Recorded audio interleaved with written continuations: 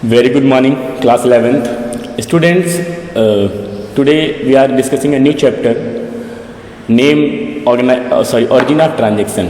Start करते हैं बेटा आज का जो टॉपिक, और वो है origin of transaction. चैप्टर का नाम और आपका जो टॉपिक है वो है source of documents of accountancy.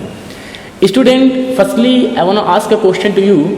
The transaction which are you going to record firstly, that is called journal. ठीक है. Firstly you are identify the transaction in the last chapter. आप ट्रांजेक्शन्स को आइडेंटिफाई करते हैं कि which transaction are recordable, which are not. तो कौन सा रिकॉर्ड किया जाना चाहिए, कौन सा नहीं रिकॉर्ड किया जाना चाहिए. ठीक है. But when you are going to record, when you are going to primary recording of the transaction, that is called journal. ये चीज़ आप तो मैंने लास्ट वीडियो में बताया था, लास्ट चैप्टर में बताया था कि जब आप ट्रांजेक्शन को पहली बार रिकॉर्ड करते हो डेबिट क्रेडिट फॉर्म में किसी भी तरीके से, तो वो जर्नल कहा जाता है. वो तो बातें आपको क्लियर होगी. ठीक है. लेकिन चैलेंज ये है कि all the transaction, all the entry have a support of some specific documentary evidence. भैया आपने परचेज वाले में परचेज को डेबिट करके 10,000 रखा. अगर हम कह दें ये नहीं सही है, तो आपके पास कोई ना कोई तो एविडेंस होना चाहिए, कोई ना कोई पेपर जैसा कोई ना कोई एक एविडेंस होना चाहिए कि this and this is the evidence for that transaction. आपने रमेश को 10,000 का पेमेंट किया. बात क्लियर है कि आपने रमेश को 10,000 का पेमेंट किया, but have you any evidence to prove that transaction?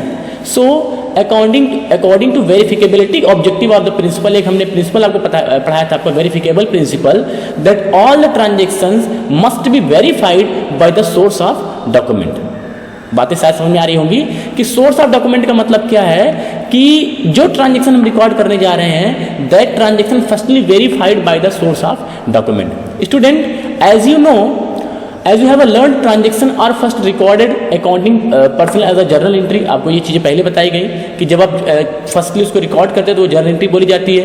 But where is the information obtained? जो आप ट्रांजेक्शन रिकॉर्ड करने जा रहे हो कहाँ से पाओगे वो? पहला चैलेंज देखो, क्वेश्चन में ध्यान सुनिएगा. जो ट्रांजेक्शन आप ऐसे बैठ गए और आप ऐसे accountant, suppose that you are as a accountant and now you are going to record the transaction and you have a better understanding about the how you will debit and how you will credit. सारी information आपको पता है, आप एक अच्छे accountant भी हो. But when you are going to record the transaction, which evidence will you use? कौन सा एविडेंस आप यूज करेंगे? कुछ डॉक्यूमेंट्री तो चाहिए. आपने कहा परचेज लिख दो, हम आपके कहने से कैसे लिख दें? Just give me any bill, कुछ इनवॉइस जैसा दीजिए ताकि हम उसको लिख पाए.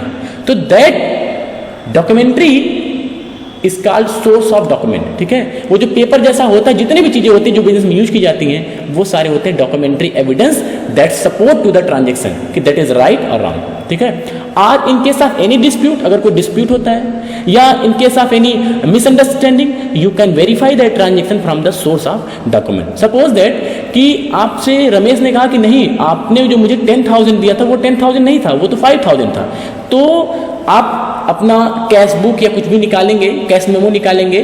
चूंकि जब हम अपने देखो वैसे ही अगर आप प्रैक्टिकली आपसे बात करूं तो बेटा आप कहीं पे जाते हैं, सामान लेते हैं, सपोज दैट आपने एसी परचेज किया, तो एसी परचेज करने की कंडीशन में क्या होता है कि जो बिल आपको मिलता है, आप ध्यान से देखिए, ऑब्जर्व करिए कि उस बिल जो आपको मिलता है कैश मेमो, उस पर ऊपर तो लिखा जाता है, उसके नीचे कार्बन कॉपी होती है और नीचे एक उसका एविडेंस के तौर पे जो है उसकी एक कॉपी अलग से रखी जाती है. तो फेयर कॉपी ये कह सकते हैं कि जो फर्स्ट कॉपी होती है वो तो आपको मिलती है, लेकिन एविडेंस के तौर पे वेरिफिकेबिलिटी के लिए that the businessman, that the seller are put that evidence. ठीक है.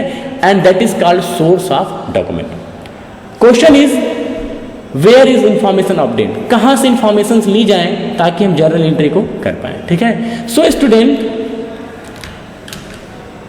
सॉरी, ओरिजिन ऑफ ट्रांजेक्शन में देखिए सबसे पहले कि कहाँ से हम ट्रांजेक्शन लेंगे, तो उसकी कुछ ना कुछ बिल होगी बेटा. कोई बिल होगा जहाँ से आप ट्रांजेक्शन्स को लेंगे. सपोज दैट कि मोहन ने कहा कि मुझे 10,000 का सामान चाहिए. कितने का सामान चाहिए? 10,000 का. ठीक है. तो अगर आप 10,000 का सामान उसको देंगे, जो गुड्स आप उसको देने जा रहे हैं, जो भी सामान आप उसको देने जा रहे हैं, तो इस 10,000 में जब आप उसको सेल करेंगे तो हो सकता है आप इसको सेल्स वाली कॉपी में रिकॉर्ड कर लें. ठीक है. या सेल का कोई इनवॉइस, कोई बिल बना करके उसको दे दें. इन फ्यूचर अगर मोहन डिस्प्यूट करते हैं कि नहीं भैया ये 10,000 नहीं, ये तो सिर्फ मैं 5,000 का लेकर के गया था, तो सोर्स ऑफ डॉक्यूमेंट उस कंडीशन में एविडेंस का काम करेगा. That is a proof of your transaction.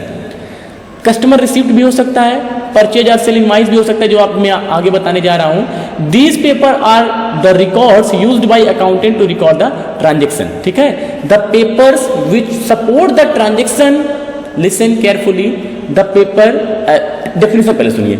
Source of document is a recording about the detail of transaction, ठीक है। जो आप ट्रांजेक्शन रिकॉर्ड करने जा रहे हो उसकी डिटेल जो होती है वो होता है सोर्स ऑफ डॉक्यूमेंट। दूसरे तरीके से source of document support to the transaction, that transaction is right and wrong, ठीक है। In future if there is any dispute you can verify that transaction right और रॉन्ग, ठीक है, from your source of document.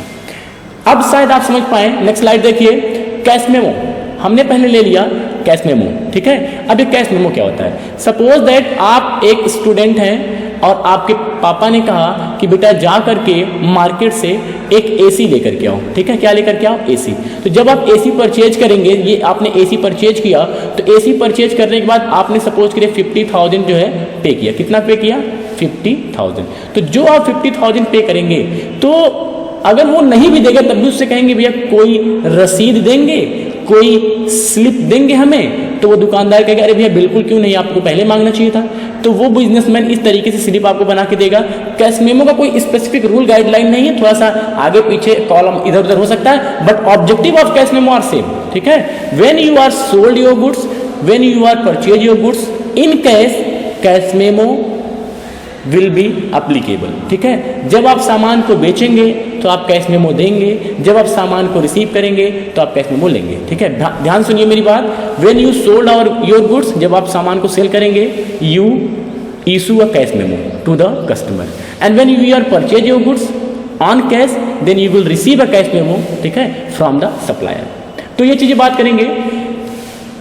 जब आप 50,000 का सामान लिए, सपोज दैट इस कंपनी का नाम है यक्स लिमिटेड, तो आप यहाँ पे बिजनेस के नाम पे लिखेंगे यक्स लिमिटेड, सॉरी, ये आपका हो जाएगा यक्स लिमिटेड, यहाँ पे कंपनी का नाम, ठीक है। इसके बाद इसकी बात करेंगे तो यहाँ पे आप बिजनेस का एड्रेस होगा, जो भी होगा, ठीक है, ठीक है स्टूडेंट। इसके बाद यहाँ सीरियल नंबर का मतलब कुछ खास नहीं है, जो भी बिल नंबर हो, सपोज दैट कि ये 1143 नंबर का बिल है तो वो आप लिख देंगे। कौन से डेट में है, सपोज दैट आज ही की डेट ले लेते हैं हम, तो वो आपका हो जाएगा 9/07/2020, ये आप रख देंगे, ठीक है। इसके बाद आपने एक एसी लिया, उसका रेट कितना था? 50,000।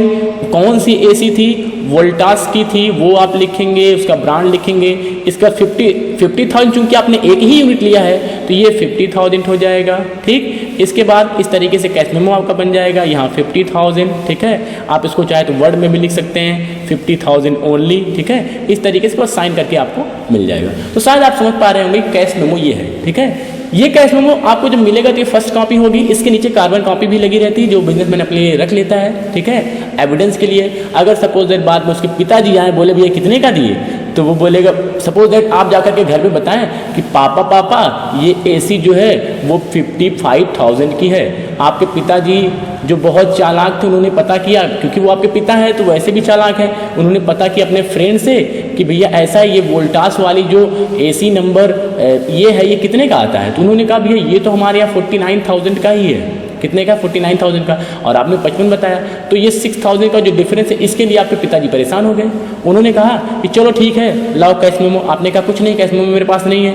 आप पहुंच गए बिजनेसमैन के पास, कहा भाई ये एसी आपने दिया है ये नंबर का? बोला हाँ ठीक है। बोला ये तो 50,000 का है, सॉरी 55,000 का है, मेरा फ्रेंड तो 49 का दे रहा है। तो बात जब फंसेगी, डिस्प्यूट आएगा, तो कैश मेमो निकाला जाएगा, कार्बन कॉपी पे देखा जाएगा कि यहाँ तो 50,000 ही लिखा है, तो आप पकड़े जाएंगे या जो भी पकड़ा जाएगा, आई डोंट नो कि क्या होगा, लेकिन ये बातें जो क्लियर होनी चाहिए कि कैश मेमो जो है आपका इस तरीके से एविडेंस का काम करेगा। That is called source of document. शायद आप समझ गए होंगे। इनवाइस बिल, अभी इनवाइस बिल क्या होता है बेटा? When you are purchase goods on credit, listen carefully. When you are, suppose that कि ये आपका बिजनेस है, बहुत बड़ा बिजनेस है, ठीक है, ये आपका बिजनेस है, और आपने सप्लायर से, कोई और बहुत बड़ा बिजनेस है, सप्लायर था वो, ठीक है, वहाँ से आपने सामान परचेज किया, ये सप्लायर है, ठीक है, सप्लायर से जब आपने सामान परचेज किया तो कैश में भी कर सकते हैं, क्रेडिट में भी कर सकते हैं। लेकिन जब आप कैश में करेंगे तो कैश मेमो मिलेगा, लेकिन अगर आपने क्रेडिट में परचेज किया, किस में परचेज किया? क्रेडिट में तो जो आपको एक स्लिप मिलेगा उसे बोला जाएगा invoice. Invoice means detail of goods, ठीक है, which you are going to purchase on credit. When any businessman purchase goods on credit to the supplier they receive a invoice और bill. Bill means detail of goods, ठीक है। तो देखिए एक example के तौर पे यहाँ पे आपके बिजनेस का नाम, यहाँ अगर आपका कोई लोगो वगैरह है, जैसे पार्ले जी का लोगो है, पीएस साबुन का लोगो, जो भी जिस तरीके से जो लोगो होगा वो आपका लोगो होगा, नहीं होगा तो कोई दिक्कत नहीं है। Invoice number, bill number, date, इसके बाद किसको आप दे रहे हैं सामान, उसका नाम, क्या क्या डिटेल है, डिटेल लिखने के बाद इस तरीके से जो है स्लिप कटेगी और आपके एक नाम पे जो है हो जाएगा। और यहाँ पे कमेंट्स वगैरह अगर कुछ लिखना है कि दैट गुड्स कैन बी मतलब उसको जो है can be return in 7 days या 7 डेज में रिटर्न किया जा सकता है या नहीं रिटर्नेबल है, तो वो कमेंट यहाँ पे जो है लिखा जा सकता है और इस तरीके से इनवाइस जो है हो जाएगा। अगर कोई डिस्प्यूट होता है तो वो भी एविडेंस का काम जो है करेगा, ठीक है स्टूडेंट। नेक्स्ट है रिसिप्ट्स। अब ये रिसिप्ट्स क्या होते हैं? रिसिप्ट मीन्स अगर आप सामान को उधार में परचेज करके लाएं, ध्यान सुनिएगा, अगर आप सामान को उधार में परचेज करके लाएं तो कुछ समय बाद आप उसको पेमेंट करेंगे कि नहीं करेंगे? सर बिल्कुल करेंगे। तो जो पेमेंट आप कर रहे हैं, देखिए आप पेमेंट कर भी सकते हैं और आप पेमेंट रिसीव भी कर सकते हैं। मैं अगर यहाँ पे एक चैन की बात करूँ, शायद आपको समझ में आए, ये कोई सप्लायर है, कौन है? सप्लायर, ठीक है, और ये है आप, ये आप हैं सेलर, सॉरी कस्टमर कह सकते हैं आपको, कस्टमर। तो आप इससे उधार परचेज करते हो, क्रेडिट परचेज करते हो, तो ये बताओ अगर आप यहाँ पे कस्टमर हो इस पर्टिकुलर इंसान के लिए, तो आपके नीचे भी तो कोई होगा जो आपसे उधार में परचेज करता होगा। बात समझ आ रही है? सब एक दूसरे से लिंक है। आप बड़ी कंपनी से उधार लेकर के आते हो तो आप किसी छोटे कस्टमर को उधार बेचते हो। अगर आप किसी के लिए सेलर हो तो किसी के लिए परचेजर हो। अगर मैं इसको यक्स कहूँ, इसको वाई कहूँ, इसको जेड कहूँ, तो ये अगर आप हैं तो आप यक्स के लिए परचेजर हैं जबकि जेड के लिए सेलर हैं, ठीक है।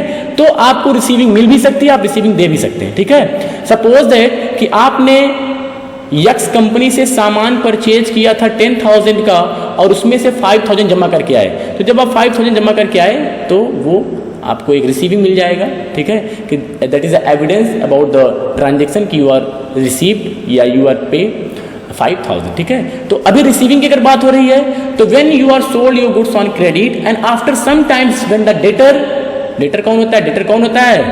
वो जिसको आपने उधार में बेचा है। तो when you sold your goods on credit and debtor will pay some amount of money to cash to you, then it's your responsibility just issue a receipt in favor of that party. For the purpose of homework, what will you do? Homework के case में आपको documentary evidence को define करना है, ठीक है। Receipts क्या है दैट यू शुड डिफाइन, ठीक है। Okay students, so that is enough for today. Thank you, have a nice day.